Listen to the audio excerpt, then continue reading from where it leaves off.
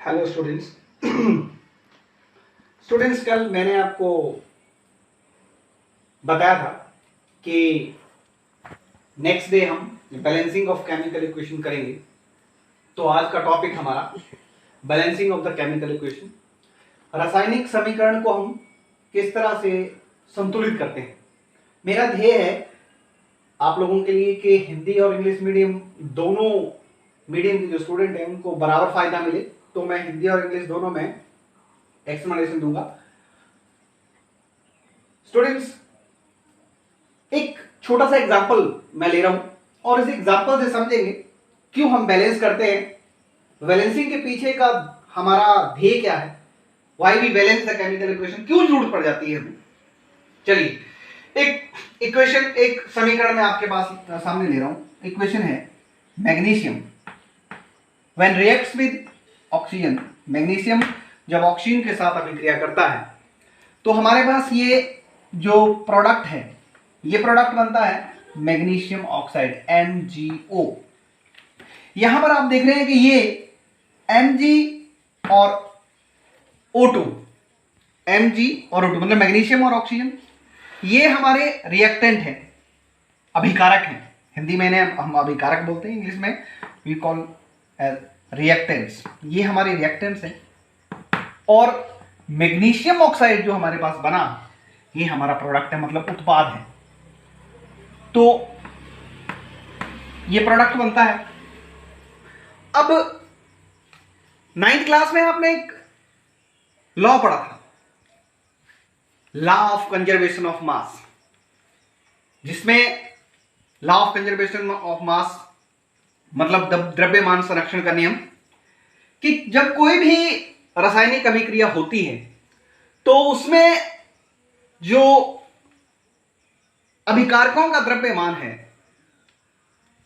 वो हमेशा उत्पाद के द्रव्यमान के बराबर होता है। मतलब आप कह सकते हैं कि एक केमिकल रिएक्शन में प्रोडक्ट का जो मास है वो हमेशा रिएक्टेंट के मास के बराबर होता है। मतलब ये कि केमिकल रिएक्शन होता रहे परंतु जो मास है उसमें कोई बदलाव नहीं आता, मतलब उसके द्रव्यमान में कोई बदलाव नहीं आता। तो होता क्या है एक केमिकल रिएक्शन में, केवल जो उसमें एलिमेंट्स इन्वॉल्व्ड हैं, जो तत्व इन्वॉल्व्ड हैं, उन तत्वों का एक दूसरे के साथ आदान प्रदान होता है, तत्वों के परमाणुओं का आदान प्रदान होता है। The atoms of the different elements are exchanged with each other. वो एक दूसरे के साथ एक्सचेंज कर जाते हैं और जो टोटल मास है प्रोडक्ट का वो हमेशा रिएक्टेंट के मास के बराबर रहता है। This is according to the law of conservation of mass, that the total mass of the product is always equal to the total mass of the reactants. और यहां पर होता क्या है, केवल एक केमिकल रिएक्शन में केवल एक्सचेंज होता है of the atoms of the different elements which are involved in the chemical reaction. तो यहां पर मैग्नीशियम और ऑक्सीजन दे रहे हैं आपको, मैग्नीशियम ऑक्साइड। अब आप जब हम बैलेंसिंग की बात कर रहे हैं, मेन जो मैं आज आपको बताने जा रहा हूं वो है बैलेंसिंग। तो बैलेंसिंग की बात करें, देखिए यहां पर अगर मैं, ये है आपके पास मैग्नीशियम, राइट, ये इसे मान के चलूं कि this is LHS and this is RHS side है, ये मैग्नीशियम है और ये ऑक्सीजन है। अगर मैं यहां पर मान के चलूं कि ये मेरे पास दो साइड में लेके चल रहा हूं, ध्यान दीजिए बच्चों, वेरी इंपॉर्टेंट, क्योंकि जिसको ये आ जाएगा, एक बार जो ट्रिक सीख गया उसकी इक्वेशन कभी एग्जाम में गलत नहीं हो सकती। मतलब आपका 1 नंबर पक्का जाएगा नहीं अगर आज आपका अटेंशन यहां पर रहेगा। ये मैग्नीशियम है, ये ऑक्सीजन है। यहां पर मैग्नीशियम का हमारे पास नंबर ऑफ एटम कितने, 1, और ऑक्सीजन के कितने, 2। This is LHS and this is RHS। Right hand side पे देखें तो मैग्नीशियम भी एक है और ऑक्सीजन भी एक है। अब देखने वाली बात यह है कि राइट हैंड साइड पे एक है, यहां पे 2 है, हमें इसे बैलेंस करना है, बराबर करना है।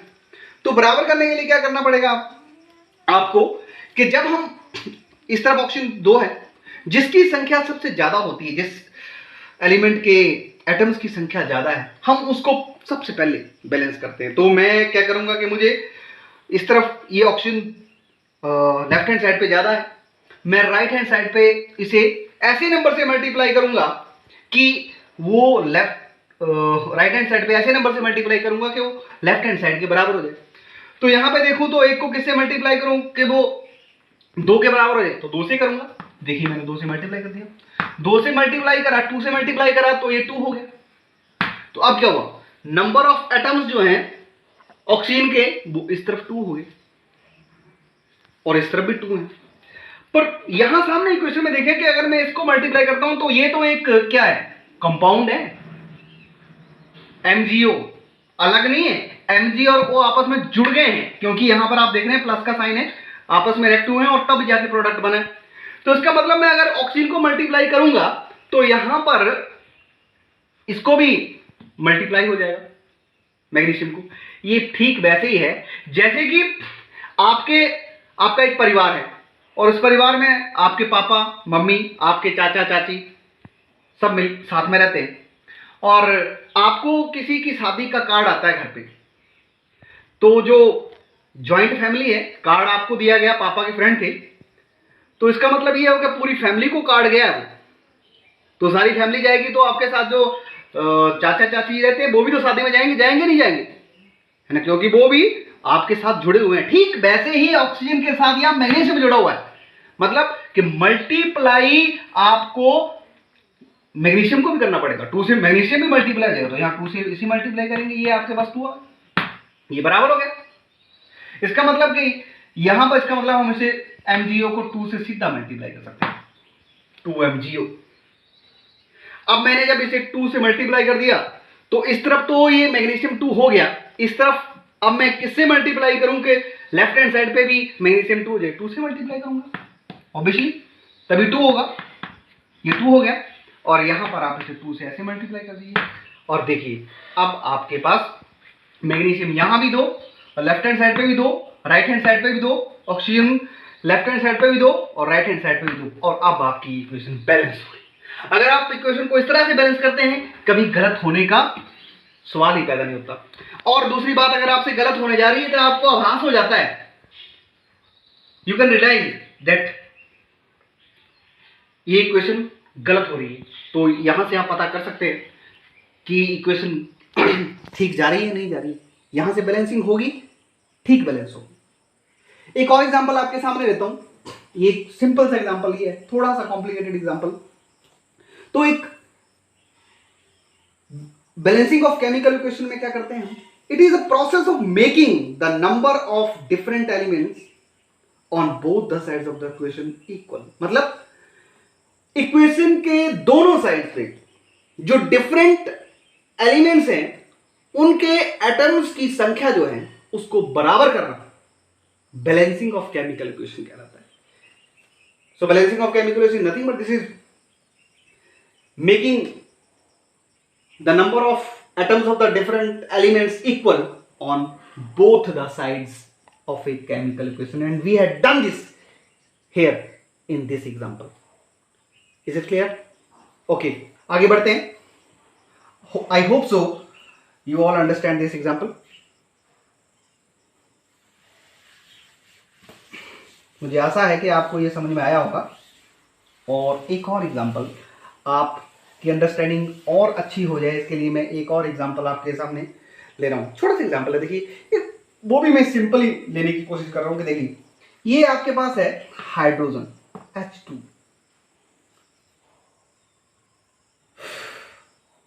जब ये ऑक्सीजन के साथ रिएक्ट करता है तो बनता है H2O, बना मतलब वाटर। अब यहां पे अगर मैं फिर देखिए ये LHS साइड लेता हूं, this is LHS and this is RHS। LHS में हाइड्रोजन कितना है जी, 1 है, 2 है, the number of atoms of the hydrogen is 2, oxygen 2, what on the right hand side, hydrogen 2 and oxygen 1। Yes, so it means it is an unbalanced chemical equation.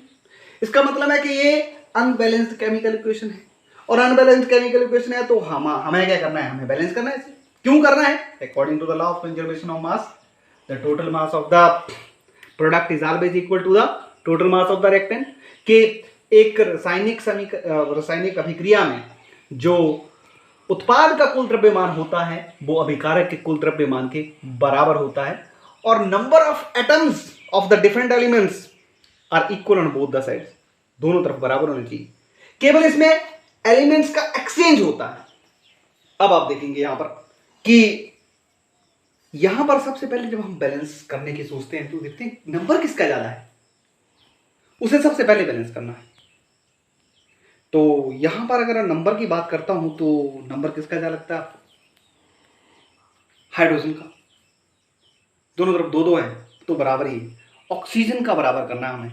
Oxygen को बराबर करूंगा तो मैं यहां पर 2 से मल्टीप्लाई करूंगा, सामने दिखता है कि मैं किससे मल्टीप्लाई करूंगा 2 हो जाए, तो मैं 2 से मल्टीप्लाई करूंगा 1 को तो तभी 2 होगा। फिर वही बात आ गई कि मैंने ऑक्सीजन को मल्टीप्लाई करा 2 से, परंतु क्या है, ये ऑक्सीजन इंडिपेंडेंट नहीं है, अकेला नहीं है, ये H2O के साथ जुड़ा हुआ है, कंपाउंड वाटर। ठीक वैसे ही मैंने आपको एग्जांपल दिया था वो कि ज्वाइंट फैमिली में कार्ड, शादी का कार्ड आया है, तो ठीक वैसे शादी का कार्ड यहां भी जाएगा जी। ये शादी का कार्ड यहां भी गया और ये 2 से मल्टीप्लाई कर दिया हमने। जब 2 से मल्टीप्लाई कर दिया तो ऑक्सीजन तो 2 हो गया, पर एक चीज बढ़ गई, हाइड्रोजन 4 हो गया। इसका मतलब पूरे को मल्टीप्लाई हुआ तो यहां भी इस हाइड्रोजन को मल्टीप्लाई हुआ तभी तो 4 हो गया, it becomes 4 no.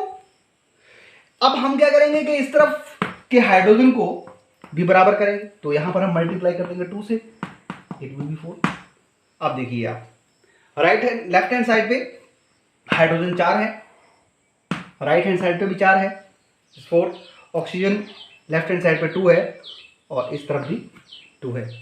So this is a balanced.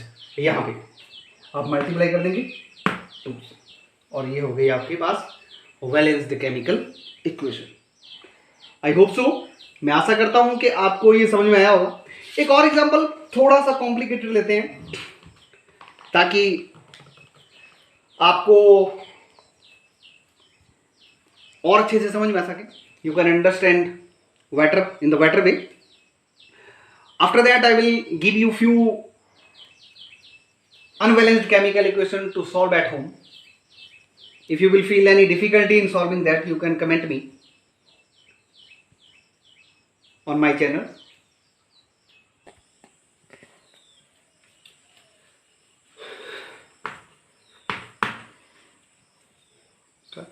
Yes students, तो थर्ड एग्जांपल आपके सामने ही, magnesium when react with hydrochloric acid HCl, it gives you magnesium chloride and hydrogen gas. यहां पर ठीक वैसे आप लेंगे मैग्नीशियम, क्लोरीन, हाइड्रोजन, तो नंबर ऑफ एटम 1, क्लोरीन का भी 1, हाइड्रोजन का भी 1। What here, magnesium 1, chlorine 2 and hydrogen is also 2। अब हमें वैलेंस करना है। वैलेंस करना है तो सबसे पहले हम किसे बैलेंस करें? जिसका नंबर ज्यादा है। तो यहां पर हम देख रहे हैं कि हाइड्रोजन 2 है, यहां पर 1 है, तो सबसे पहले मैं हाइड्रोजन को बैलेंस करता हूं। तो ये हाइड्रोजन को बैलेंस करूंगा तो कैसे मल्टीप्लाई करूं कि 2 हो जाए? 1 को 2 से मल्टीप्लाई करूंगा तभी 2 होगा। ये छोटी छोटी चीजें तो आपको टेबल्स में सिखाई जाती हैं फर्स्ट सेकंड थर्ड में, बस वही छोटी छोटी चीजें इस्तेमाल कर रहे हैं हम, आपके बेसिक्स, और जिनके बेसिक्स ठीक है समझना आसान है, you can understand in a better way then. तो 1 into 2 is equal to 2। Once again वही बात जो मैंने पहले एग्जांपल में आपको बताई थी, क्या कि कार्ड गया जी, अब ज्वाइंट फैमिली में गया तो जाएंगे तो सारे मेंबर जाएंगे। तो यहां पर भी क्या हुआ कि जब आपने हाइड्रोजन को मल्टीप्लाई कर दिया तो हाइड्रोजन अलग नहीं है, ये Cl के साथ है, तो Cl भी मल्टीप्लाई हो जाएगा, क्लोरीन भी मल्टीप्लाई होगा 2 से। इसका मतलब इस HCl को पूरे को 2 से मल्टीप्लाई हो जाएगा, 2HCl हो गया। अब देखिए आप, इस तरफ तो ऑलरेडी 2 है, इस तरफ भी 2 है, अब मैग्नीशियम इस तरफ 1, इस तरफ 1, क्लोरीन इस तरफ 2, इस तरफ 2, यहां हाइड्रोजन 2, यहां hydrogen 2, and now it is a balanced chemical equation. आप देख रहे हैं कि number of atoms of the different elements, मतलब विभिन्न तत्वों के परमाणुओं की जो संख्या है वो दोनों तरफ बराबर है। Means number of atoms of the elements are equal on both the sides, and this condition is a balanced chemical equation. Is it clear? Now I am going to give you few examples which you will solve at home. Start. Yes, students, these are the 5 unbalanced chemical equations in front of you. You have to solve these at home. Practice at home, आप इसकी practice करें। ये अगर आपने solve कर ली तो समझो आपको बैलेंसिंग ऑफ केमिकल इक्वेशन आ गया। कल मैं इसका सोल्यूशन डालूंगा, आप उसके साथ मैच करेंगे कि आपने जो किया है क्या ठीक है, या कोई गलती हो तो उसे सुधार लेंगे। You can improve that mistake by tomorrow. और आपको अगर मेरा वीडियो अच्छा लगा हो तो सब्सक्राइब करें, शेयर करें और कमेंट करें। मैक्सिमम से मैक्सिमम लाइक करें। स्टूडेंट्स, अगर आप इसी तरह से आपको अगर ये वीडियो अच्छे लगते हैं तो फर्दर कल मैं आपको 4 टाइप्स ऑफ केमिकल रिएक्शंस इस चैप्टर के जो है चारों कल पढ़ाए जाएंगे। Those who are interested will attend the class, video देखें और ज़्यादा से ज़्यादा सब्सक्राइब करें।